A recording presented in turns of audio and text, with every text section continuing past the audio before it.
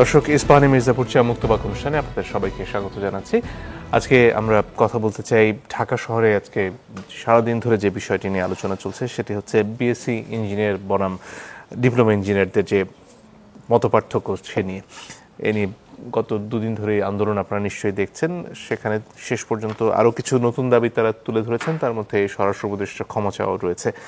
সেখান থেকে শুরু করে সাম্প্রতিক রাজনীতির বিভিন্ন বিষয় নিয়ে আমরা কথা বলতে চাই। তিনজন সম্মানিত অতিথি রয়েছেন আমাদের সাথে। আছেন জনাব আজিজুল বারী হেলাল, তিনি তথ্য সম্পাদক বিএনপি। আছেন জনাব মাসুদ কামাল, সিনিয়র সাংবাদিক, এবং আছেন জনাব ফরিদুল হক, তিনি যুগ্ম সদস্য সচিব, জাতীয় নাগরিক পার্টি। আপনাদের তিনজনকেই স্বাগত আমাদের এই অনুষ্ঠানে।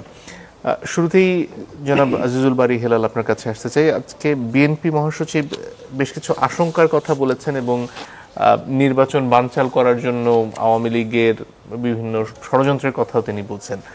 এইগুলোর আসলে কি কোনো সুনির্দিষ্ট তথ্যের ভিত্তিতে তিনি বলছেন, নাকি আর কোনো কারণ আছে? এই যে আন্দোলন, রাস্তা বন্ধ, এর সাথে কি এর কোনো যোগাযোগ আছে? না, এই আন্দোলন তো আপনার সেই সরকার তৈরি হওয়ার পরেই আমি দেখলাম যে সরকারের কাছে দাবি দেওয়া পেশের একটা আপনার বন্যার মতো সবাই দেখি দাবি দেওয়া পেশ করছে এই সরকারের কাছে। এইটা একটা আলাদা আলোচনা। এটাকে সরকার যদি ওই সেই 5ই আগস্টের পরে ছাত্রদের ওই পরীক্ষা ছাড়া পাশ কর বইটা যদি ঠিকমতো আপনার মোকাবেলা করা যেত, তাহলে হয়তো আমি দেখতাম এটার একটা মাত্রা কমে আসতো আমার ধারণা। এখন যেটা বলছেন যে আমাদের মহাসচিব যেটা বলছেন, দেখেন আপনি নির্বাচন, আমরা এই আলোচনা বহু করেছি যে নির্বাচনের মুখোমুখি দাঁড় করানো হয়েছে সংস্কার, বিচার, তারপরে আপনার পিআর পদ্ধতি, তারপরে আপনার স্থানীয় সরকার নির্বাচন, গণভোট, তারপরে আপনার গণপরিষদ নির্বাচন, নতুন সংবিধান রিরাইট করা, এরকম অনেক জিনিস যেটা আমার কাছে মনে হয় এই প্রেক্ষাপটে অযৌক্তিক। প্রত্যেকটা জিনিসের কারণ আছে, চাওয়ার কারণ আছে, সেগুলো কিন্তু এই মুহূর্তে যেহেতু গণ অভ্যুত্থানের পরে একটা আপনার অন্তর্বর্তীকালীন সরকার ক্ষমতায় রয়েছে, তারা বিভিন্নভাবে বিভিন্ন দুর্বলতার পরিচয় দিয়েছে। এছাড়াও যদি দুর্বলতার পরিচয় নাও দিত, তারপরেও মনে রাখতে হবে যে বাংলাদেশের পরাজিত মাফিয়ারা এখনও আপনার স্যাচুরেটেড রয়েছে বাংলাদেশের বিভিন্ন স্থানে। পার্শ্ববর্তী দেশের ষড়যন্ত্র থেমে নেই। এবং দেখবেন যে আজকেই তো পত্রিকা, কালবেলায় মানে আর কোন পত্রিকা দেখলাম যে শেখ হাসিনা বলছে 2,500 কোটি টাকা নাকি সে ইসলামের কাছে চেয়েছে, আরও টাকা দিবে। এই টাকা দিয়ে সে বাংলাদেশে একটা আপনার নির্বাচনকে বানচাল করবার জন্য বা নির্বাচনকে আনসার্টেনিটি করবার জন্য বিভিন্ন রকম কথা বলছে। এবং তিনি এও বলেছেন যে ডক্টর ইউনূসের নেতৃত্বে কোনো নির্বাচন হতে পারে না। তারপরে সেই তত্ত্বাবধায়ক সরকার চাচ্ছে, তাই না? এইরকম অনেক বয়ান তৈরি করা হচ্ছে। সুতরাং নির্বাচনকে যদি আবার অনেকে বলছে যে আমরা নির্বাচনে যাব না, এই কন্ডিশন, প্রিকন্ডিশন দিচ্ছে কতগুলো, এই কন্ডিশন ছাড়া। কিন্তু আমাদের বক্তব্য হলো যে নির্বাচনটা যদি না হয় সময় মতো, এবং তাহলে দেশের পরিস্থিতি কি হবে, এটাকে একবার আমরা কেউ ভেবে দেখেছি যে একটা অনির্বাচিত সরকার বা একটা আপনার অন্তর্বর্তীকালীন সরকার, যেই সরকারের দুর্বলতার কথা আমি প্রথমে বলেছি, তাহলে আমাদের দেশের ডেমোক্রেসি, আমাদের দেশের সার্বভৌমত্ব, আমাদের স্বাধীনতা, এইগুলো যে প্রশ্নের সম্মুখীন হবে, মানে প্রশ্নের সম্মুখীন বিপন্ন হতে যাবে একটা সরকারবিহীন অবস্থায় যদি আমরা থাকি। আপনি বলতে পারেন যে ডক্টর ইউনূসের নেতৃত্বে চলবে সরকার, কিন্তু ডক্টর ইউনূস তো সেই দক্ষতা তিনি তার সমস্ত পরিষদ অনেক দক্ষতা দেখালেও মানে আমাদের দেশটা সুন্দরভাবে চালানোর মতো দক্ষতা এখনও দেখাতে পারেনি। তাছাড়াও আমাদের গণ অভ্যুত্থানের যে অনেকগুলো স্পিডের মধ্যে একটা স্পিড ছিল যে মানুষ তার পছন্দের নেতাকে ভোট দিয়ে নির্বাচিত করবে, এইটা কিন্তু মূল পয়েন্ট ছিল। কিন্তু আপনি এখন যদি এই ভোটকে ঠেকানোর জন্য বিভিন্ন রকম বাইনারি তুলেন, তাহলে আমরা তো প্রশ্ন করতেই পারি যে এই ভোটকে আপনি লিঙ্গারিং করে আপনি কি আপনার ক্ষমতা সঞ্চয় করতে চান, নাকি যারা ষড়যন্ত্র করছে স্বাধীনতা, সার্বভৌমত্ব, বাংলাদেশের 24-এর গণ অভ্যুত্থানে, তাদেরকে আপনি আশ্রয় প্রশ্রয় দিতে চান? সেজন্য আমরা বলছি যে নির্বাচনটা যদি আমরা দেখেন সেই ডে 1 থেকে কিন্তু আমরা নির্বাচন চেয়ে আসি, এ ব্যাপারে আমরা কখনো কম্প্রোমাইজ করিনি। অনেক কথা হয়েছে আমাদের বিরুদ্ধে, অনেক বিরক্ত হয়েছে অনেক লোক, অনেক জনগণও অনেক কথা বলেছে, কিন্তু আমরা জানি যে নির্বাচনটা যদি সঠিক সময় না হয় তাহলে আমাদের 24-এর গণ অভ্যুত্থানের যে চেতনা বা যে সফলতা এটা বেহাত হয়ে যাবে। এবং ভবিষ্যৎ এই পরিস্থিতির মধ্যে যখন এই বিপরীতমুখী দাবি দাবাগুলো সরকারের সামনে আসছে, সেখানে ঢাকার বাইরে ডিপ্লোমাধারীরা তারা রাস্তা বন্ধ করেছেন, ঢাকায় বিএসসি প্রকৌশলীরা রাস্তা বন্ধ করছেন, এই এতগুলো দাবি বলুন বা আরো নানান দাবি তো উঠছেই, সেগুলোর ভিড়ে আসলে নির্বাচনের কাজ এগিয়ে নেওয়া সরকারের জন্য কতটুকু সম্ভব বলে মনে হয়? দেখেন, এইসব দাবি দেওয়া তো আমাদের এখানে 5ই আগস্টের পরে আমি বললাম যে বন্যার পানির মতো শুরু হয়েছে, যেহেতু সরকার প্রথম স্টেপটাই ভুল করেছে ওই ছাত্রদের বিষয়টা। সুতরাং এই দাবি দেওয়ার সাথে নির্বাচন পেছানোর বা নির্বাচন আনসার্টেন হওয়ার কোনো কারণ নেই। এই দাবিগুলো হচ্ছে, এইগুলো সরকারকে মোকাবেলা করতে হবে, সরকারকে মোকাবেলা করতে হবে। একই সাথে সরকার যে রোড টু ডেমোক্রেসির দিকে হাঁটছে এই বিষয়টা সরকারকে গুরুত্ব সহকারে দেখতে হবে। একই সাথে অন্যান্য রাজনৈতিক দল তারাও কিন্তু নির্বাচনের প্রশ্নে অন্তত একাট্টা থাকতে হবে। এখন যদি আপনি বলেন আমি নির্বাচন করব না, আমি নির্বাচনে যাব না, এই সমস্ত কন্ডিশন ছাড়া, তখন তো আপনার এই যে বিভিন্ন গোষ্ঠীর থেকে বা বিভিন্ন প্রফেশনাল থেকে যে দাবি দেওয়া, এই সব মিলে দেশটা একটা আনসার্টেনিটির মধ্যে পড়ে যাবে। এটা তো আমাদের গণতন্ত্রের জন্য বা আমাদের ভবিষ্যৎ বাংলাদেশের জন্য কখনোই ভালো হবে না। এই জন্য বলছি যে একটি জনগণের সরকার যদি প্রতিষ্ঠা করা যায়, যেটা খুবই প্রয়োজন। অনেকে বলে যে বিএনপি শুধু নির্বাচন করে। আমরা বিএনপি তার দীর্ঘ অভিজ্ঞতা থেকে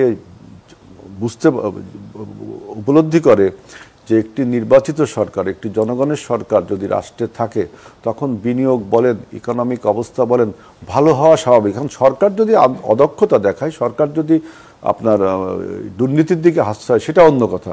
কিন্তু স্বাভাবিকভাবে যদি একটা গণতান্ত্রিক সরকার, নির্বাচিত সরকার হয়, তাহলে যে ষড়যন্ত্রগুলো আমাদের কাছে অব্যাহত রয়েছে, বৈদেশিক ষড়যন্ত্র বিশেষ করে ভারতের এবং পতিত ফ্যাসিবাদের, ওই যে দেখেন না যে আপনি এসালামের কাছে টাকা চাচ্ছে, টাকা দিয়ে কি করবে, এই আমাদের দেশে একটা অরাজকতা অবস্থা। কিন্তু রাজনৈতিক দলগুলোকে বুঝতে হবে আপনাদের যে বক্তব্য নির্বাচন হতে দেব না, নির্বাচনে যাব না, এই বক্তব্য কিন্তু অনেকটা শেখ হাসিনার বক্তব্যের সাথে ইকো করে।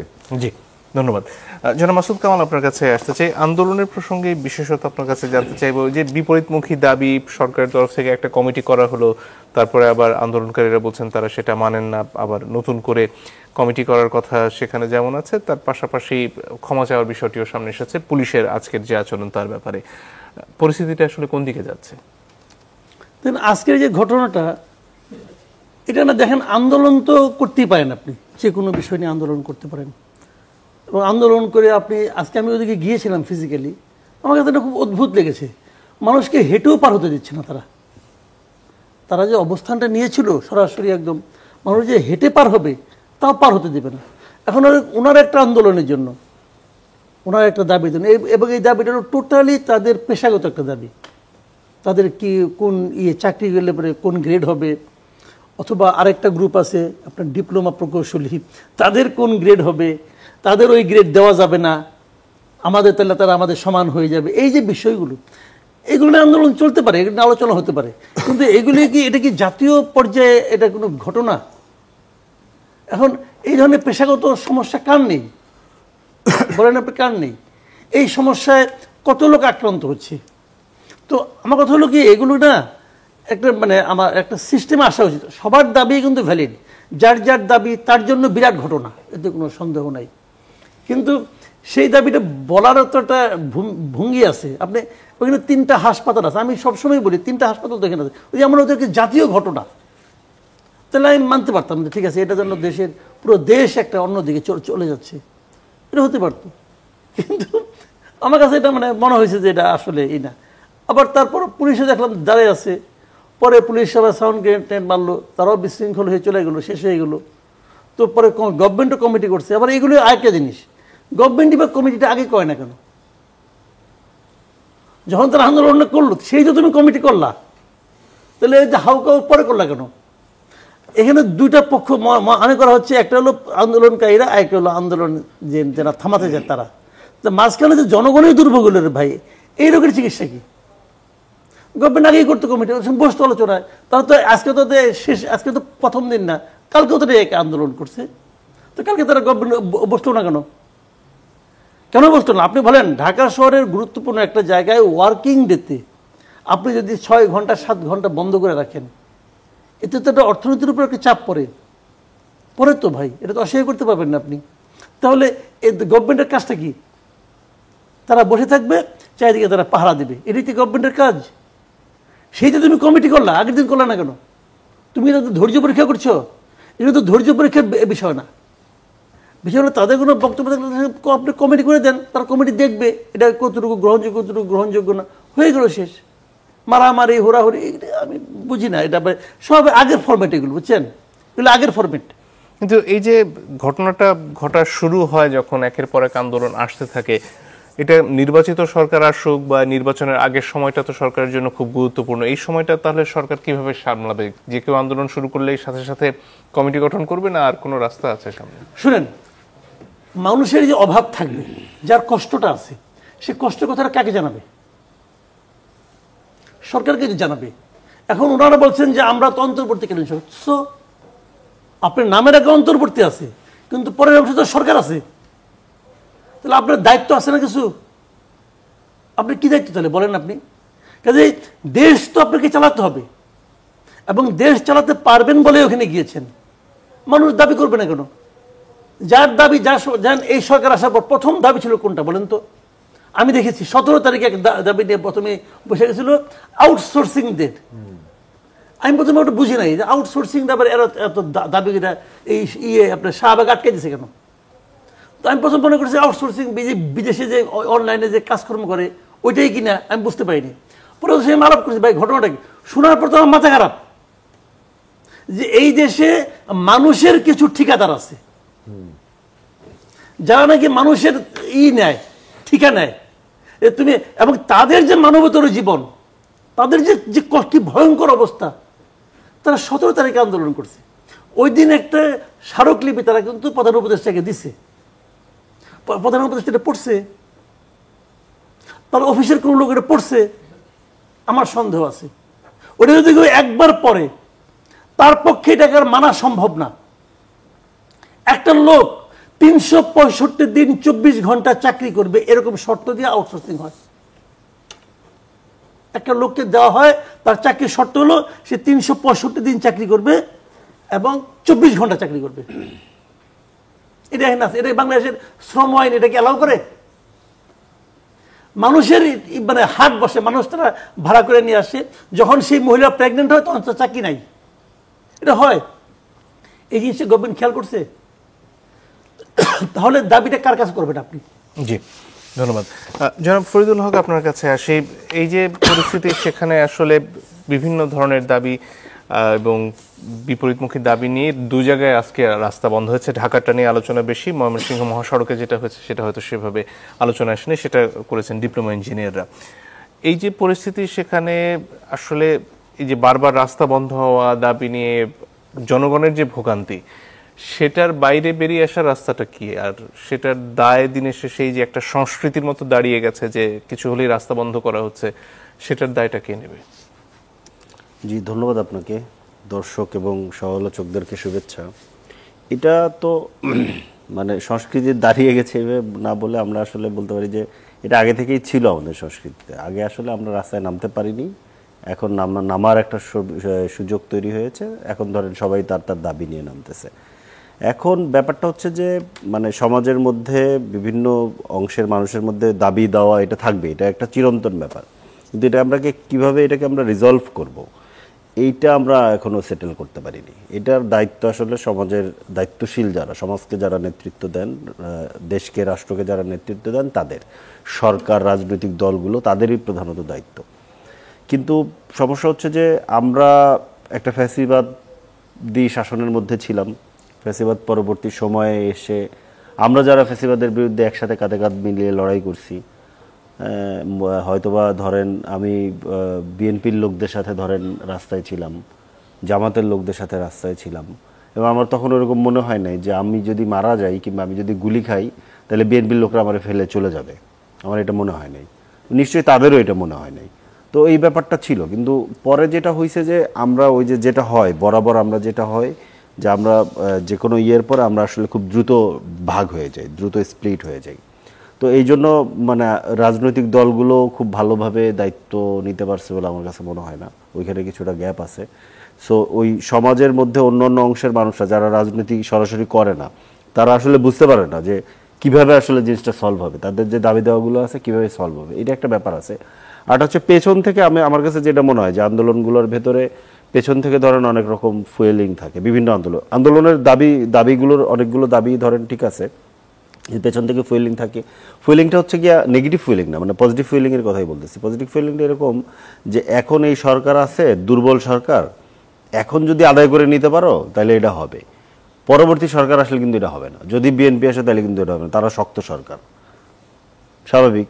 এখন ধরেন বিএনপির নেতারা তারা তো রাষ্ট্র চালায় অভ্যস্ত, তাদের তো অভিজ্ঞতা আছে, ওনারা ধরেন যে ওনারা তো স্বাভাবিকভাবে রাষ্ট্র পরিচালনা করবে এই ধরনের একটা টোনে কথা বলে ওনাদের। ওই এখন টোনটা কী হয়, টোনটা হচ্ছে তুমি কথা বললে আমি তোমার শক্ত হাতে আমি এটা কন্ট্রোল করবো। এই যে ধরেন বডি ল্যাঙ্গুয়েজটা আমাদের রাষ্ট্রের মধ্যে তৈরি হয়েছে, যারা সরকারে থাকে ক্ষমতায় থাকে, এটা আমাদের ধরেন কিছুটা মাঝে মাঝে ইয়েদের মধ্যেও দেখা যায়, যেমন আজকে পুলিশ যেটা করছে, আমি তারা কি করছে, ভালো করছে মন্দ করছে, তাদের দাবি কতটুকু যৌক্তিক, কতটুকু এটা জাতীয় দাবি কিনা আমি বিতর্কের মধ্যে যাচ্ছি না। পুলিশ যেভাবে ধরেন ন্যাক্কারজনকভাবে ছেলেদের উপরে মানে শিক্ষার্থীদের উপরে হামলা করছে, এখন এইটার তো ধরেন এটা কিভাবে সেটেল করবেন, এটা তো সেটেল করার জন্য দায়িত্বশীল সব পক্ষকে আসলে জিনিসটাকে আমলে নেওয়া দরকার ছিল, যে এই ধরনের সমস্যা সমাজের মধ্যে বিভিন্ন জায়গাতে আছে। যেমন ধরেন আউটসোর্সিংয়ের কথা যেটা কামাল ভাই বললেন, এটা ঘটনাটা কি, ঘটনা হচ্ছে আউটসোর্সিং ওই শর্ত দিয়ে কেন আসে ওরা, কারণ হচ্ছে যে এদেরকে বলা হয় যে তোমাকে এখন নেওয়া হবে, নেওয়ার পরে এটা একটা সময় কিন্তু পার্মানেন্ট হবে, সরকারি জব হবে, এবং এই জন্য এদের কাছ থেকে ঘুষ নেওয়া হয় বড় অঙ্কের, বেশিরভাগ জায়গাতে ঘুষ নেওয়া হয়, এবং এইটার জন্য পুরো একটা সিন্ডিকেট কাজ করে। এটার মধ্যে ধরেন মনে করেন যে ব্যুরোক্রেসি যেমন আছে, পলিটিক্যাল লোকজন আছে, এরপর আবার এইটাকে ম্যানেজ করার জন্য একটা দালাল শ্রেণী তৈরি হয়। মানে ধরেন এটা তো পলিটিক্যাল পাওয়ার লাগে, পলিটিক্যাল পাওয়ার ছাড়া তো এটা হয় না। এখন একজন পলিটিক্যাল পাওয়ার যার নামে এটা হচ্ছে, সে জানুক বা না জানুক, সে এটার সাথে যুক্ত থাকুক বা না থাকুক, সে নিজে তো এটা ডিল করতে পারে না, তার ডিল করার জন্য একটা সেকেন্ড পার্টি থার্ড পার্টি লাগে, লোকগুলো গোছায় আনা, নির্দিষ্ট লোকগুলোর কাছ থেকে টাকাগুলো নেওয়া।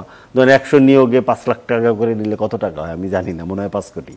তো এই যে ধরেন মনে করেন যে এই ঘটনা কিন্তু ঘটে, এই জন্য যেটা করে ব্যুরোক্রেসিও কায়দা করে ধরেন যেখানে আসলে লিগালি মানে যেখানে রেগুলার ওয়েতে লোক নেওয়া সম্ভব ওইখানে আসলে রেখে দেয়, আউটসোর্সিং রেখে দেয়, তাহলে এটাকে বারবার বিক্রি করা যায়, মানে একই পদ বারবার বিক্রি করা যায়। এরকম বিভিন্ন সমস্যা যেগুলো আছে সিস্টেমের মধ্যে, এগুলো আসলে রেখে দেওয়া আছে অনেক সমস্যা। আমার কাছে মনে হয় যে এই যে আন্দোলনের বিষয়টা, এটাও এরকম একটা রেখে দেওয়া সমস্যা, এবং মূলত দেখা যায় যে বেশিরভাগ ক্ষেত্রে ব্যুরোক্রেসি এই কাজগুলো করে। বাংলাদেশে যে আমাদের যে জায়গাটা সবচেয়ে বড় যে সংকটের জায়গাটা আমি মনে করি সেটা হচ্ছে যে আমরা গণঅভ্যুত্থানের পরে কিংবা বিপ্লবের পরে ব্যুরোক্রেসি নিয়ে সবচেয়ে কম কথা বলছি, এবং সেটাই হচ্ছে সবচেয়ে বড় সমস্যার জায়গা। কারণ আপনি খেয়াল করে দেখেন, আমরা পুলিশ নিয়ে কথা বলি, সংবিধান নিয়ে কথা বলি, আইন নিয়ে কথা বলি, আদালত নিয়ে শত শত কথা বলি, আমরা রাজনীতিবিদরা প্রায় প্রতিদিন ধরেন আদালত অবমাননা করি, রাষ্ট্রদ্রোহ করি, এটা তো আমাদের মানে অ্যাজ ইফ আমাদের রেগুলার ডিউটির মতো, এগুলো আমরা মেনে নিয়েই করি। কিন্তু ব্যুরোক্রেসি নিয়ে অ্যাজ ইফ কোনো কথা বলা যায় না, এবং ব্যুরোক্রেসি মনে হয় যে ঠিক পবিত্র একটা স্তরে বাস করে। তো এই যে সংকটগুলো তৈরি হয়, যেটা রাষ্ট্রের সাথে ধরেন কে 10ম গ্রেড হবে আর কে 9ম গ্রেড হবে, এটা কে ঠিক করে, এর মূলত আসলে ঠিক করে কে? আপনি খেয়াল করে দেখেন সিস্টেমের মধ্যে যারা কাজ করে, কিন্তু পলিটিশিয়ানরা মূলত ঠিক করে না, এবং এটা এই ধরনের সরকার এটা বোঝে, ওর যোগ্যতাই নেই। এই সরকারের যে এই মাসুদ কামাল ভাই যেটা ধরে নি, ওর ওই যোগ্যতাই নেই। কিন্তু এটা আসলে ঠিক করে দেয় কারা? ঠিক করে দেয় এটা আসলে ব্যুরোক্রেসির ভেতর থেকে। ব্যুরোক্রেসির এইখানে এই যে ধরেন মনে করেন যে মেকানিজমটা, এই মেকানিজম ধরেন অ্যাডমিন ক্যাডার কে হবে, এটার র্যাঙ্কিং কি হবে, কে কি সুবিধা পাবে, কত % অ্যাডমিন ক্যাডার থেকে ইয়েতে আসবে, সচিবালয় এই প্রশাসনে আসবে, কত পার্সেন্ট অন্য জায়গায় থাকবে। এই যে বিরাট জটিল একটা সমীকরণ এইখানকার মধ্যে আছে, এই জিনিসটাকে ধরেন মনে করেন যে এই জিনিসটাকে খুব সিরিয়াস রিফর্মের জায়গায় নিতে পারতে হবে। আমি দেখি যে বেশিরভাগ সমস্যার সাথে এটা রিলেটেড, কিন্তু এটা নিয়ে প্রবলেম হচ্ছে, এটা নিয়ে কথা বলা যায় না। এটা নিয়ে কথা বললে তো ধরেন মনে করেন যে সচিবালয়ের ভেতরে ধরেন হচ্ছে, আন্দোলন হচ্ছে, সচিবালয়ের ভিতরে আন্দোলন, এটা আপনি ট্যাকেল করবেন কিভাবে? এটা ট্যাকেল করতে গেলে তো আমাদের বাইরে আমরা যারা আছি, সচিবালয়ের বাইরে যারা আছি, যারা আমরা রাষ্ট্রের দায়িত্ব নিতে চাই, তাদেরকে আমরা এক জায়গায় হইতে হবে। কিন্তু আমরা তো দেখতে পেলাম যে ধরেন মনে করেন যে বিএনপি একজনকে ধরেন ডিজন করতে হইলো, কিন্তু আগে দেখা গেল সাত্তার সাহেব সম্ভবত ওনার নাম, একজন সাবেক সচিব, যিনি হচ্ছে আসলে সচিবালয়ের কন্ট্রোল নিতে যাচ্ছে, মনে হচ্ছে যে উনি হইতেছে পরবর্তী এইচটি ইমাম হবে, এরকম একটা ধারণা ধরেন বোঝা গেছে আর কি। তো এগুলো সিরিয়াস ব্যাপার, তো বাংলাদেশ তো ধরেন চলে তো এইভাবে, হ্যাঁ চলে, জিনিসটা তো চলে এইভাবে। তো এই যে কোন গ্রেডে কি হবে না হবে, এটা কে কিভাবে করবে, পুলিশও তো এক ধরনের ধরেন ব্যুরোক্রেসি, কোন আন্দোলনটা সে কিভাবে ডিল করবে, এটাকে এইভাবে করা যায় কিনা। আর সরকারের কথা আর কি বলবো, সরকার তো ধরেন একটা অদক্ষ ধরেন সরকার, এটা ধরেন পলিটিক্যাল কোনো ইয়েই নাই, তাদের পলিটিক্যাল কোনো ভিশনও নাই, পলিটিক্যাল কোনো দক্ষতাও না, তারা বুঝেও না পলিটিক্স কি। ধন্যবাদ। এই একটা বিরতির সময় হয়ে গেছে, দর্শক একটু পরে ফিরে আসছে, আশা করি সাথে থাকবেন।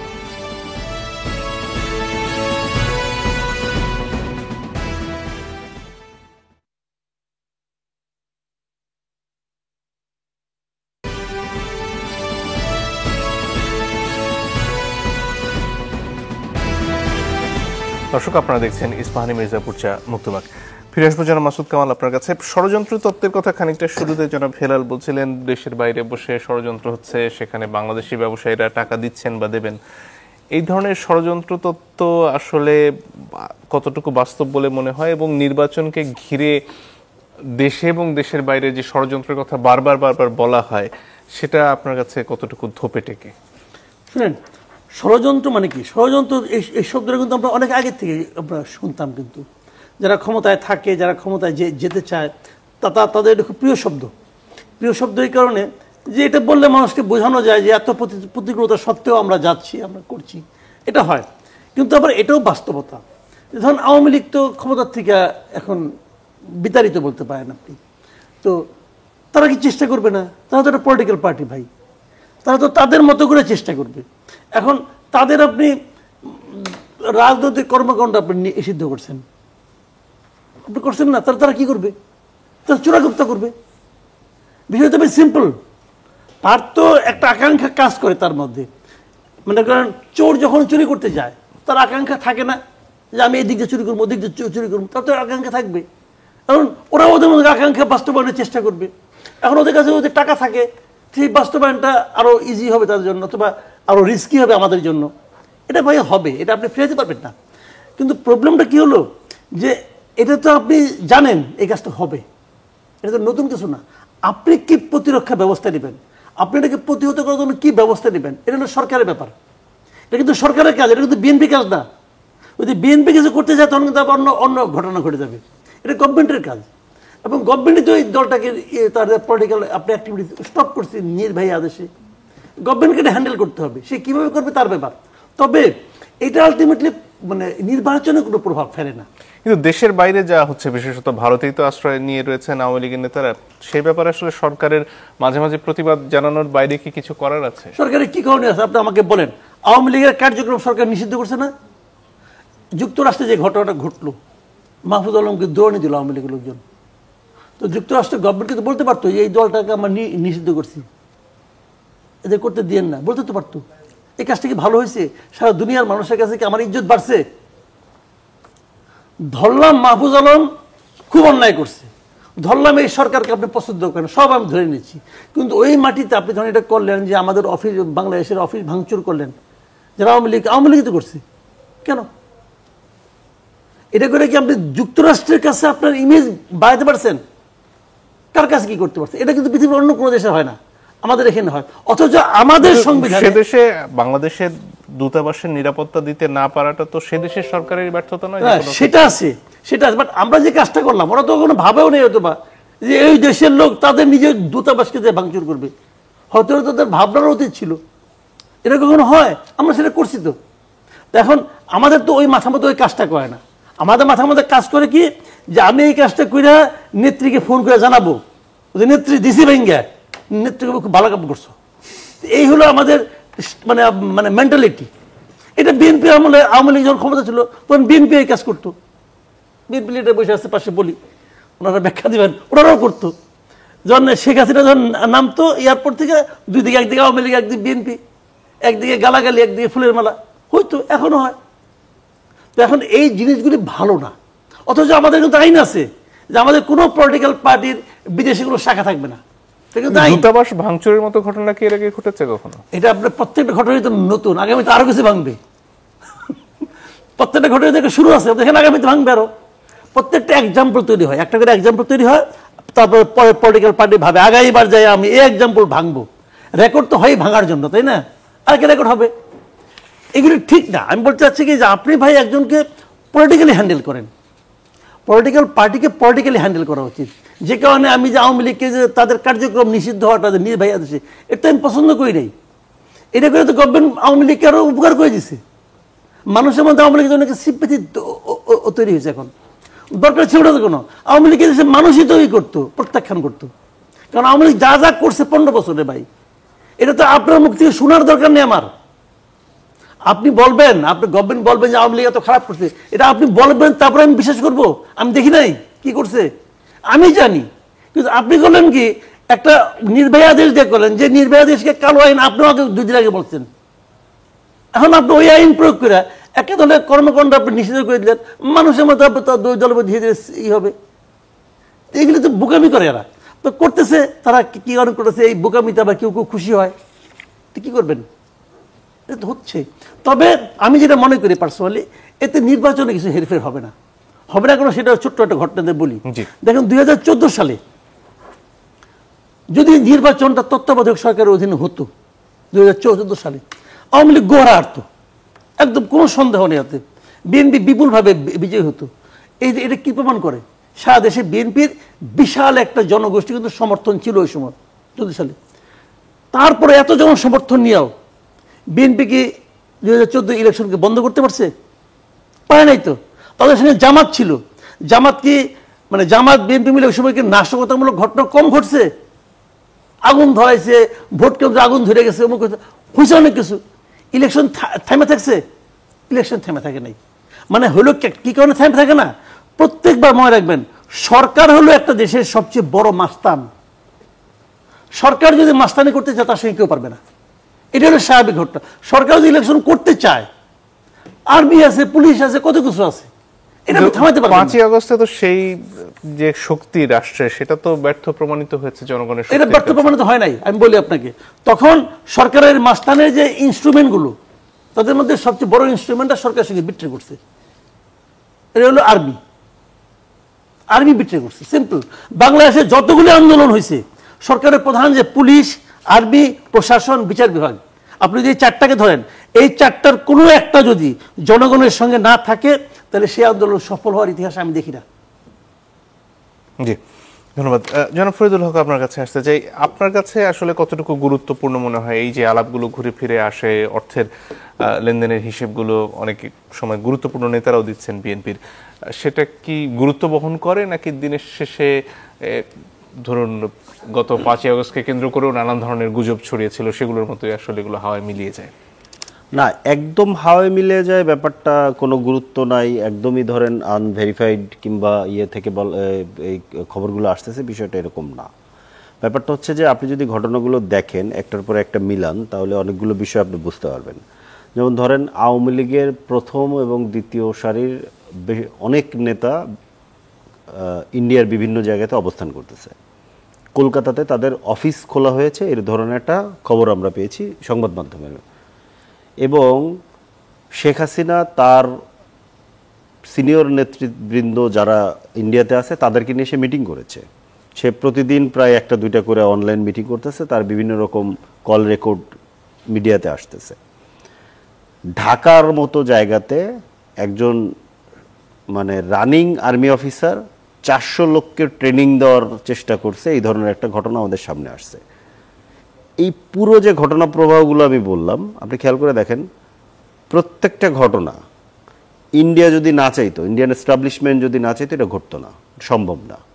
মানে আমরা বুঝি খুব পরিষ্কারভাবে, আমরা সবাই এখানে একমত হওয়ার কথা যে আমাদের এই পুরো অঞ্চলের ভেতরে ইন্ডিয়ান ইন্টেলিজেন্স হচ্ছে সবচেয়ে শক্তিশালী। তো তারা জানে না ওই ঘটনাগুলো ঘটতেছে, মোটেই তা না, বরঞ্চ এটা তাদের ইন্ধনে ঘটতেছে, এটা তারা আসলে ইন্ধন দিচ্ছে।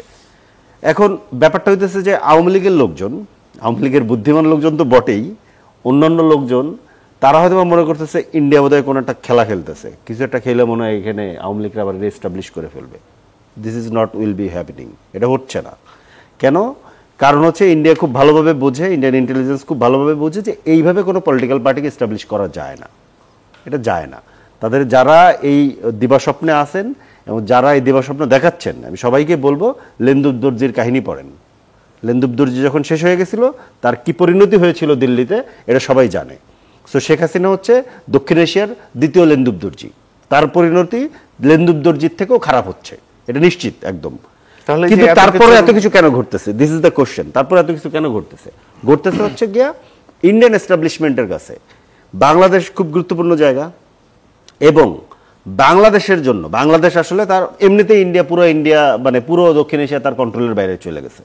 তো বাংলাদেশে সে আসলে হাসিনাকে একটা বার্গেনিং চিপ হিসেবে ব্যবহার করতে চায়। যখন সময় আসবে এই কার্ডটা সে প্লে করে এটা দিয়ে সে আসলে কিছু আদায় করতে চায়, এই জন্য সে এটাকে পকেটে রেখে দিচ্ছে, নাথিং এলস। এবং আপনি এটা খুব সিম্পলি বোঝেন, অ্যারাউন্ড 80 ইয়ার্স বয়স যে মহিলার, এবং যিনি হচ্ছে গিয়ে এখানে মানবতা বিরোধী অপরাধের জন্য যার বিরুদ্ধে বিচার চলতেছে, যে গণহত্যা করে পালিয়েছে এখান থেকে, এবং সে গুম খুন ক্রসফায়ার মানে যত কোনো অপরাধ করা সম্ভব সবই সে করেছে, এবং সে সহ তার পুরো রাজনৈতিক দল, তার পুরো কালচারাল গোষ্ঠী, তার পুরো মিডিয়া, তার পুরো বুদ্ধিজীবীরা কেউ এখন পর্যন্ত স্বীকার করেন নাই যে সে কোনো অপরাধ করেছে। অ্যাজ ইফ শেখ হাসিনা এবং তার মাফিয়া গোষ্ঠী হচ্ছে বাংলাদেশের সবচেয়ে পুতপবিত্র মানুষ তাদের কাছে, এবং বাকি সবাই আমরা হইতেছে বাংলাদেশের সবচেয়ে খারাপ লোক। সো এই যে ডিনায়াল দিয়ে পলিটিক্সে রেস্টাবলিশ হওয়া এত কোটি মানুষের সামনে আজকের দুনিয়ায় প্রত্যেকের হাতে মোবাইল ফোন, এটা ইম্পসিবল, এটা হচ্ছে না, এটা হবে না। তো যেটা হবে যে হাসিনা হচ্ছে এখন একটা বার্গেন চিপ ইন্ডিয়ার জন্য। আর যারা এগুলো নিয়ে করতেছে, এগুলো করে অনেক মানুষ হতাশ হবে, এবং অনেক মানুষ শুধু ধরেন মাইর খাবে, জেলে যাবে, এগুলো দরকার নেই। আমি বরঞ্চ আওয়ামী লীগের মধ্যে যারা আসলে নিরীহ মানুষ, যারা এই ধরনের মানে কোনো ধরনের ক্রাইমের মধ্যে নাই, ছোটোখাটো বিভিন্ন কারণে বিভিন্ন জায়গাতে ছিলেন, তাদেরকে আমি সঠিকভাবে ভেবে দেখতে বলবো যে এই ধোকার মধ্যে থাকেন না যে আওয়ামী লীগ আবার আসতেছে। আরেকটা জিনিস একটু রেসপন্স করা লাগে, কামাল ভাইয়ের সাথে সবসময় আমার এটা হয় যে উনি ধরেন মনে করেন যেভাবে বললেন আমেরিকাতে গেলে ধরেন মনে করেন যে এই আওয়ামী লীগ শেখ হাসিনা গেলে প্রতিবাদ করতো, শেখ হাসিনা গেলে প্রতিবাদ করতে একজন জালিমের বিরুদ্ধে, শেখ হাসিনা বিএনপি সহ সকল বিরোধী দলের উপরে এখানে 16 বছর জুলুম চালাইছে। এখন এরকম কোনো ঘটনা ঘটতেছে না, বরঞ্চ যারা জুলুম চালাইছে এরা জুলুমকে প্রতিষ্ঠা করার জন্য ওইখানে আবার একই কাজ করতেছে, বিএনপি আর আওয়ামী লীগকে উনি একই জায়গায় এনে ফেলতেছে। এটা ঠিক হচ্ছে না, অন্তত গত 15 বছরের হিসাবে এটা ঠিক না। এইখানে একই ব্যাপার না, এটা যেটা করা হয়েছে এটা সিরিয়াস ক্রাইম করা হয়েছে। এই ক্রাইমের ব্যাপারে আওয়ামী লীগের কি লাভ হলো? আওয়ামী লীগ এখন ক্রাইম ছাড়া আওয়ামী লীগের অন্য কোনো ওয়ে নাই। আপনি খেয়াল করেন সে কিভাবে আসবে, সে এখন পর্যন্ত তার কোনো ভুল স্বীকার করে নেই। পলিটিক্সে আপনাকে টিকতে গেলে আপনাকে ভুল স্বীকার করতে, আর পলিটিক্স হচ্ছে কি প্রথমত মুখের কথা। আপনি ট্রেনিং নেবেন, ট্রেনিং নিয়ে এসে কি রাতারাতি রাষ্ট্র ক্ষমতা দখল করে ফেলবেন, এটা হবে। প্রত্যেকটা ব্লকের মধ্যে প্রত্যেকটা জায়গাতে রাষ্ট্রের যে পাওয়ার ব্লকগুলো থাকে, আর্মি বলেন, পুলিশ বলেন, মিডিয়া বলেন, ব্যুরোক্রেসি বলেন, পলিটিক্যাল পার্টি বলেন, পলিটিক্যাল কর্মী বলেন, সব জায়গার ভেতরে কিছু না কিছু ধরেন দিবে। হ্যাঁ ধরে নিলাম সব জায়গায় আওয়ামী লীগের 10% লোক আছে, ধরে নেন 20% লোক আছে, বাকি 80% লোককে সে গ্র্যাব করে ফেলবে রাতারাতি, এটা তো সম্ভব না। যদি থেকেও থাকে, কথার কথা আমি জাস্ট ইয়ের জন্য বলছি, যদি থেকেও থাকে সব মানুষ বিপক্ষে চলে যাবে, রাতারাতি এসে শেখ হাসিনাকে ক্ষমতা বসায় দিবে, তো হবে না। শেখ হাসিনাকে বাংলাদেশে এই যে মানবতা বিরোধী যে অপরাধ, এই যে ট্রাইব্যুনাল চলতেছে, এটাকে ফেস করে আসতে হবে, ফেস করে তারপরে পলিটিক্সের প্রশ্ন, এবং আওয়ামী লীগকে স্বীকার করতে হবে যে তারা কি ভুল করছে, তারপরে পলিটিক্সের প্রশ্ন। এবং আরেকটা ব্যাপার যে ওই যে কামাল ভাই সবসময় বলে না পলিটিক্যাল পার্টি, সে আওয়ামী লীগ কোনো পলিটিক্যাল পার্টি না, আওয়ামী লীগ একটা মাফিয়া গোষ্ঠী, এরা মাফিয়া, খুন করে, লুটপাট করে, এদের সাথে কোনো আলাপই নাই। ধন্যবাদ। জনাব হিলাল, আপনার কাছে আসি। যখনই ষড়যন্ত্রের আলাপ ওঠে তখনই জাতীয় ঐক্যের প্রশ্নটার সামনে আসে, এই মুহূর্তে সংস্কারগুলো কিভাবে বাস্তবায়িত হবে, তার প্রক্রিয়া কি হবে, নির্বাচনের আগে সংবিধানের আসলে সংস্কার হবে কিনা সে নিয়ে বিস্তর মতপার্থক্য রয়েছে রাজনৈতিক দলগুলোর মধ্যে। সেটা কি যে ষড়যন্ত্র রুখতে বা বহিঃশত্রু, সেটা ভারত হোক বা অন্য যে কোনো দেশ, তাদের প্রভাব মোকাবেলা করতে যে জাতীয় ঐক্যের প্রয়োজন, সেটা কি অবশিষ্ট আছে এখন মনে হয়? যে এটা একটা ইম্পর্টেন্ট কোশ্চেন। দেখেন, কনস্পিরেসি থিওরি এটা পলিটিক্যাল টার্মিনোলজিতে বহু ব্যবহৃত শব্দ across the world, not only in Bangladesh, সারা পৃথিবীতে এই আপনার কনস্পিরেসি থিওরি এটা বলেই। এবং সেটাকে আপনি অন্য কিছু বলতে পারেন, আপনি রাষ্ট্রের বিরুদ্ধে দেশদ্রোহী করছেন, ওটাকেও অনেক সময় কনস্পিরেসি বলা হয়। দেশদ্রোহী করছে তা বলছে কনস্পিরেসি। কনস্পিরেসি একটু নেগেটিভ টার্ম, তো এই জন্য এটা খারাপ লাগে। তা আমি এই জন্য বলতে চাচ্ছি যে আপনি বুঝছেন যে আমাদের দেশের স্বাধীনতা, সার্বভৌমত্ব, গণতন্ত্র এখন বিপন্ন হয়ে যাবে যদি নির্বাচনটা আমরা ঠিক মতো না করতে পারি। এবং আমরা অভ্যুত্থানের শক্তি যদি ঐক্যবদ্ধ থাকি, ঐক্যবদ্ধ থাকতে যদি বোঝেন যে আমরা সবাই মিলে ইলেকশন করব একটা প্ল্যাটফর্মে, তাইলে আমার প্রশ্ন আমাদের অপোনেন্টটা কি হবে, তাই না? তাহলে শেখ হাসিনাও তো 24-এ এই কাজ করেছিল, তারা সবাই মিলে ঐক্যবদ্ধ একটা নির্বাচন করো, আমি আর ডামি। এই জন্য তাকে he has to leave the country. সেজন্য আমরা বলছি যে এখন আমরা অন্তত টু এস্টাবলিশ দ্য ডেমোক্রেসি আমরা তো ঐক্যবদ্ধ থাকি। এমন কোনো কাজ করা যাবে না যার ফলে শেখ হাসিনা এই যে টাকা নিয়ে বাংলাদেশে ষড়যন্ত্র করার সুযোগ পাবে, আমাদের প্রতিবেশী রাষ্ট্র কথা বলার সুযোগ পাবে। আমরা যদি সবাই অন্তত গণতন্ত্রের প্রশ্নে এবং আমাদের 24-এর গণ অভ্যুত্থানের চেতনা এবং সাফল্যের স্বার্থে যদি আমরা ঐক্যবদ্ধ থাকি, যেমন মাসুদ কামাল ভাই আপনার সাথে আমার দ্বিমত করতেই হয়, যেহেতু ফরিদ ওটা খুব ভালো করেই বলছে যে শেখ হাসিনা আর ডক্টর ইউনূস কিন্তু একই জিনিস না। শেখ হাসিনা হলো দেশদ্রোহী শক্তি, তার পক্ষে দেশে কেন, আপনার প্রয়োজনে জাহান্নামে যাওয়া তার পক্ষে তাকে প্রতিবাদ করা আমাদের কর্তব্য ছিল। কিন্তু ডক্টর ইউনূস তো আমাদের সবার সমর্থনের একটা সরকার নানান দুর্বলতা থাকতে পারে, কিন্তু তাকে তো আপনি দেশদ্রোহী তকমা দিতে পারবেন না। তো একটা দেশদ্রোহী সরকারের বিরুদ্ধে যে কাজ করা হবে, সেই কাজ যদি ডক্টর ইউনূসের বিরুদ্ধে করা হয়, তাহলে তো আপনি সব কিছু সমান সমান করে ফেলেন, এটা তো আসলে হয় না। সেই জন্য আমি বলছি যে দেখেন, আগামী যে নির্বাচন, এই সরকারকে আপনার যেই সরকারটা এখন বাংলাদেশের প্রয়োজন, যেহেতু আপনারা সবাই বলছি সরকারটা একটু দুর্বল, তাই না? কিন্তু সকলে সমর্থিত সরকার আপনার ওই যে স্কিলনেস নিয়ে কথা হতে পারে, কিন্তু আমাদের দরকার একটা স্টেবল এবং স্ট্রং সরকার। সেই স্টেবল এবং স্ট্রং সরকার আমাদের জনগণের সরকার যদি হয়, এবং কি জন্য স্টেবল এবং স্ট্রং হবে, তার অ্যাকাউন্টেবিলিটি থাকবে। সংসদও তাকে অ্যাকাউন্টেবিলিটি করতে হবে, জনগণের কাছে অ্যাকাউন্টেবিলিটি করতে হবে। তারপরে দেখবেন যে এই যে কথাগুলো বলা হচ্ছে যে আমাদের দেশের বিরুদ্ধে শেখ হাসিনা কিছুই করতে পারবে না, আসলেই করতে পারবে না, এটা আমি ওর সাথে একমত, কিছুই করতে পারবে না। কিন্তু আমাদের তো আপনার প্রিপারেশনটা থাকতে হবে। আমাদের প্রিপারেশনটা কি, আমরা যদি সলিড রকের মতো ঐক্য থাকি, এই যে মানে আপনার ফ্যাসিবাদের বিরুদ্ধে, যে এই হাসিনার বয়ান যাতে বাংলাদেশে আর কখনো আমরা প্রতিষ্ঠিত না হয়। কিন্তু আপনারা যদি বলেন যে আগামী নির্বাচন হবে না, নির্বাচনে অংশগ্রহণ করব না, অমুক না হলে তমুক নির্বাচনে অংশগ্রহণ হবে না, তাহলে কিন্তু ন্যাচারালি আপনার যে কোনো অপশক্তি এই সুযোগটা নিবে। তখন কিন্তু আপনি এই বর্তমান অনির্বাচিত সরকার দিয়ে যতদিন দেশ চালাবেন, ততদিন কিন্তু এই ষড়যন্ত্রকারী শক্তিগুলো সুযোগ পেয়ে যাবে, এই যে বিভিন্ন রকম সুযোগ পেয়ে যাবে। কিন্তু আমরা যদি ঐক্যবদ্ধ থাকি, আমরা যারা অভ্যুত্থানের শক্তি ছিলাম, তাহলে কিন্তু আপনার দেখবেন যে কোনো রকম কনস্পিরেসি বলেন, কোনো রকম চাই কিছু বলেন, আপনার আনফেয়ার মিন্স করে আমাদের এই রাজনৈতিক দলগুলো এখন পর্যন্ত যেসব দাবি নিয়ে তাদের মধ্যে মতপার্থক্য, তাতে কি নির্বাচনে আসলেই তারা যাবেন না তেমন কোনো সংখ্যা? আমার তো মনে হয় যে এই যে মতপার্থক্য বা যে শর্তগুলো দেওয়া হয়েছে, এইটার দুইটা দিক আছে। একটা হলো যে একটু মানে শুনতে একটু খারাপ লাগবে যে আমরা যারা অভ্যুত্থানের শক্তি, আমরা যদি সবাই এখন সিট ভাগাভাগি করে নিতে পারি, যে কে কয়টা সিট পাবো, আমরা জাস্ট আমি আর ডামি নির্বাচন করতে পারি, তাহলে আমার নিজের ব্যক্তি, তাহলে মনে হয় এই যে সংস্কার, বিচার, তারপরে পিআর, গণভোট, গণপ্রতিনিধিত্ব আইন, এইগুলো মনে হয় আমার কাছে ইম্যাটেরিয়াল হয়ে যাবে। সেটা কি আলোচনায় আছে কোথাও? হ্যাঁ, অনেক পত্রপত্রিকা, টেলিভিশন তো আমি দেখি, এবং অনেক কথা, আমরাও তো পলিটিক্যাল এরিনায় ঘোরাফেরা করি, আমাদের সাথে অনেক কথা বলা। কিন্তু আমি বারবার তাদের উদ্দেশ্যে বলছি, যারা আমার সাথে, আমি একটা টেলিভিশন টক শোতে আমাকে একদিন এই কথা বলেছিল, তা আমি বললাম যে যদি আমরা সবাই ঐক্যবদ্ধ হই তাহলে অপোনেন্টটা কে হবে, এবং সে বলছিল শেখ হাসিনা হবে, মানে আওয়ামী লীগ হবে। তা আমি বললাম তাহলে তো আপনার সরকারের যে ওই যে মাসুদ কামাল ভাই যেটা বললেন যে আইন করে তাকে বন্ধ করে দেওয়া হয়েছে তার কার্যক্রম, ওইটার কি হবে? কয় সে অন্য কোনো ফর্ম ইলেকশন করবে। তার মানে নিজের ক্ষমতা, একটা এমপি হওয়ার জন্য, নিজের ক্ষমতা পাওয়ার জন্য শেখ হাসিনাকে আপনি হালাল করে দিচ্ছেন, একটা পলাতক মাফিয়াকেও হালাল করে দিচ্ছেন। সেজন্য আমরা বলছি যে আমরা সবাই একটা আপনার কম্পিটিটিভ নির্বাচন করি, সবাই মিলে একটা কম্পিটিটিভ নির্বাচন, হারুন জিতুন যাই হোক না কেন, আমরা তো বলছি যে আমরা একটা ন্যাশনাল গভর্নমেন্ট করব।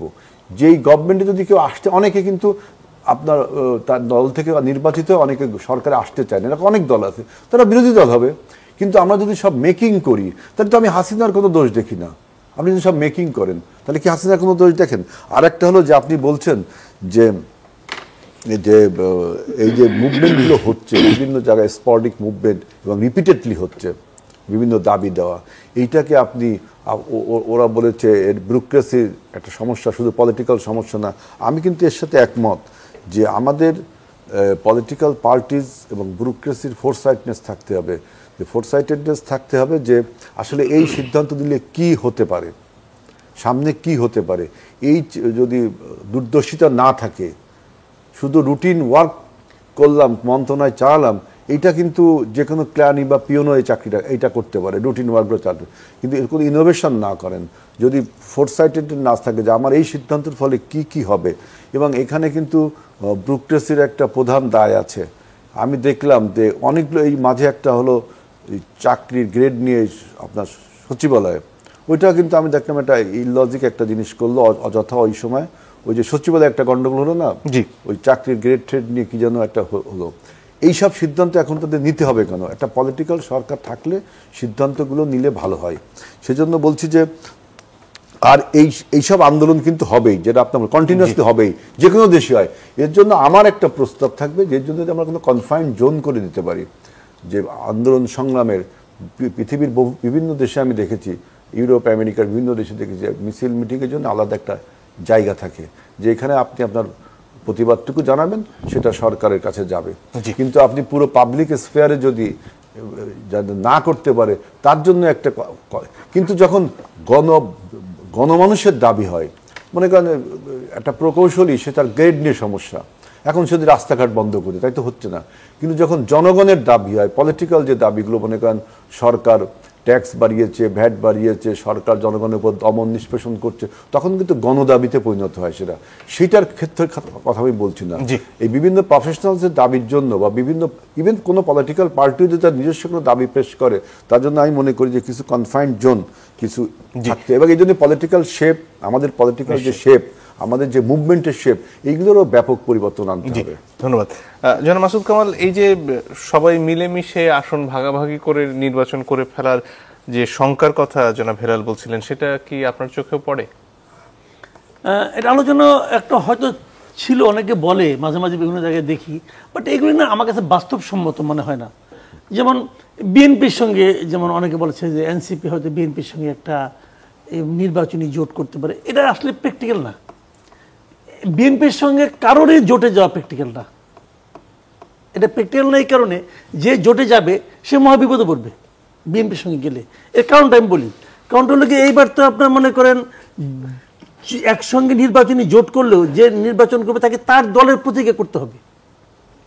আর বিএনপির সঙ্গে জোটে গেল, যায়নি এক জায়গায় সে দাঁড়াইলো, তার প্রতীকটা দাঁড়াইলো, তো বিএনপির লোকজন যারা নাকি নমিনেশন চেয়েছিল তত স্বতন্ত্র দাঁড়ায় যাবে। সুতরাং দাঁড়ায় গেলে যে তার প্রতিক্রিয়া দাঁড়ালো, কিন্তু পুরো ধরা, ইজ্জতে গেল, ভোটও গেল। তো এটা লাভ হবে না ভাই। যদি সে ধানের শীষ পাইতো তাহলে হয়তো কিছু একটা হইতো, কিন্তু বিএনপির সঙ্গে যে যাবে সে আসলে সুইসাইড করতে যাবে। কিন্তু বিএনপির সঙ্গে কোনো জোট করার কোনো স্কোপই নাই। এই হলো এক নম্বর। দুই নম্বর হলো, বিএনপির বাইরে যারা আছে তারা মিলে যদি নির্বাচনী জোট করে, আমি খুব খুশি হব। খুশি হবে এই কারণে, তাহলে বিএনপিকে চ্যালেঞ্জ করে একটা সুযোগ পাওয়া যাবে। যদি সবাই মিলে জোট করে, ধরেন আপনার যারা যারা আছে, জামাত ধরেন, এবি পার্টি ধরেন, তাদের কোনো রাজনৈতিকভাবে রাজনৈতিক আদর্শে কোনো মিল হয়তো বা নাই। রাজনৈতিক জোট করতে বলছি না, আমি নির্বাচনী জোট করতে বলছি। এটা হলে হবে কি একটা মনে করেন প্রতিদ্বন্দ্বিতা হবে।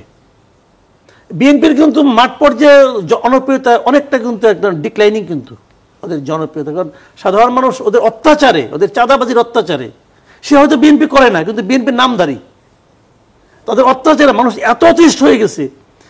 আমি বিভিন্ন জায়গায় শুনি তো, মহাবিরক্ত তারা এখানে একটা বিকল্প খুঁজতেছে, বিকল্প পাচ্ছে না, কারে দেবেন ভোটটা? যদি সবাই মিলে একত্র হয়ে যায় তারা একটা বিকল্প পাই যাবে, বাট ওনারা সেটা করবে কিনা আমি জানি না, করা উচিত। আমি খালি একটা কথা বলি হেলাল ভাইকে, হেলাল ভাই এখন মনে করেন ক্ষমতায় যাচ্ছে, এখন অনেকে যাই বলবে সেই লোকে শুনবে, বললো না যে এমপি হওয়ার জন্য অনেকে করে, এটা আসলে করে বলেই কিন্তু হাসিনার 18 ইলেকশনে 6 জন বিএনপির এমপি হয়েছিল, জাস্ট এমপি থাকার জন্য, এমপি থেকে যে সুবিধাটা পাবে থামাইতে পারছে, পায় নাই। জি ধন্যবাদ। জনাব ফরিদুল হক যদি আর কিছু যোগ করার থাকে। না, আমি ওই যে এই জুলাই সনদের আলাপটা ধরেন করতে চাচ্ছিলাম, এটা তার হইলো না। আমি একটা জিনিস বলছি যে নির্বাচন আটকানো কিংবা নির্বাচনকে করা তো আমাদের আসলে মূল উদ্দেশ্য না, এবং আমরা কোনো কথাই কিন্তু নতুন করে হঠাৎ করে, মানে মাঝে মাঝে এরকম মনে হয় আউট অফ নো হায়ার হঠাৎ করে ধরেন বিএনপির একদম সিনিয়র নেতাদের বক্তব্য শুনলে মনে হয় যে হঠাৎ করে মনে হয় গণপরিষদের দাবি করা হয়েছে। এটা ব্যাপারটা তো তা না, এটা তো শুরু থেকেই, এবং শুরুতেই জুলাই সনদের মধ্যে কিন্তু ছয়টা ধাপে বাস্তবায়নের, মানে 6টা পদ্ধতি বলা হয়েছিল যে এই 6টা পদ্ধতিতে বাস্তবায়ন হতে পারে। তো ওইটা সেটেল না করেই সনদ ঘোষণা করার একটা তাড়াহুড়া দেখা গেছে সরকারের মধ্যে, আবার সরকার নিজেই বলে দিচ্ছে যে এটা পার্লামেন্টে যে হবে, এইটা আসলে মোটেই রাইট প্রসেস হয় নাই। এটা ওনারা জুলাইয়ের মধ্যে করতে চাইছিলেন, পারেন নাই, এখন ঠিক আছে সেপ্টেম্বরে যাচ্ছে, এটা 1-2 মাসে এদিক সেদিকে তো, কিন্তু জিনিসটা আমরা সেটেল করা দরকার। কারণ আমরা বারবার বলছি নিউ পলিটিক্যাল সেটেলমেন্ট কিন্তু কোনো একটা নির্দিষ্ট রাজনৈতিক দলের একার ব্যাপার না। নিউ পলিটিক্যাল সেটেলমেন্ট সবাইকে নিয়ে নিউ পলিটিক্যাল সেটেলমেন্ট, আমরা কিন্তু অলরেডি একটা নিউ পলিটিক্যাল সেটেলমেন্টে আসছি গত 1 বছর আগে। আপনি এখানে কোনো এই আমাদের দল কিংবা আমাদের এই যে নতুন একটা রাজনৈতিক ধারা সৃষ্টি হইলো, তাদের কাউকে আপনি টকশোতে ডাকছেন, ওনাদেরকে তো এটা সহ্য করতে হচ্ছে আমাদেরকে, আমরা কারা? তো এটা তো একটা নিউ পলিটিক্যাল সেটেলমেন্ট হয়েছে, তো আপনাকে এটা সহ্য করে নিতে হয়েছে। তো তার মানে হচ্ছে যে একটা নিউ পলিটিক্যাল সেটেলমেন্টে যাইতে গেলে আপনার সবাইকে আসলে অ্যাকসেপ্ট হইতে হবে, আপনি মানেন বা না মানেন। তো সেই জায়গাটা ধরেন জুলাই সনদটা হচ্ছে আমাদের ওই সেটেলমেন্টের ধরেন চার্টার, জুলাই সনদটা হচ্ছে ওই সেটেলমেন্টের চার্টার। তো ওই জায়গাটা পদ্ধতিটা কি হবে সেই আলাপটা না হওয়ার আগেই অন্যদিকে যে দৌড়টা দিল, এবং ধরেন এখন যেভাবে বলা হচ্ছে যে এইগুলো আগে এগুলো নিয়ে কোনো আলাপ করার, এই যে 6টা পদ্ধতি যে আসছে, এটা কি ঐক্যমত কমিশন নিজে দিছে? সংস্কার কমিশনগুলো সবার সাথে বসছে না, বসে তারা যে জিসটা পাইছে, ওই জিস থেকে তো আসলে প্রথম যে প্রস্তাবনাটা এসেছে ওটা তো তারা নিজেরা দেয়নি। ওইখানে আসলে আমরা আগেই বলেছি যে গণপরিষদ লাগবে, কারণ গণপরিষদ না হলে এটা হবে না, এবং গণপরিষদের দাবি আমাদের কনসিস্টেন্ট, এবং আমরা কোনো এবং এই জন্য আমরা কিন্তু যেটা করেছি যে আমরা কিন্তু শুরুতে আমাদের মধ্যে দাবি ছিল যে আমরা গণপরিষদই শুধু চাই, নির্বাচন পরে, এরকম একটা ব্যাপার কিন্তু ছিল, এটা সত্য কথা। কিন্তু আমরা খুব দ্রুততম সময়ে বিএনপি সহ ধরেন অন্যান্য রাজনৈতিক মহল এবং সবার কথা বিবেচনা আমরা কিন্তু বলছি যে জাতীয় সংসদ এবং গণপরিষদ একসাথে হতে পারে। তো এটা আমি মনে করি যে খুবই একটা লজিক্যালি এই জায়গাটা সেটেল করে এরপরে আবার ধরেন এইদিকে নির্বাচন কমিশন চেষ্টা করতেছে কালকে নাকি নির্বাচনের রোডম্যাপ দিয়ে দিবে, কিন্তু এখানে আমাদের চার্টার এখনো সেটেল হয়নি, এইটা আরো সমস্যা তৈরি নিশ্চয়ই।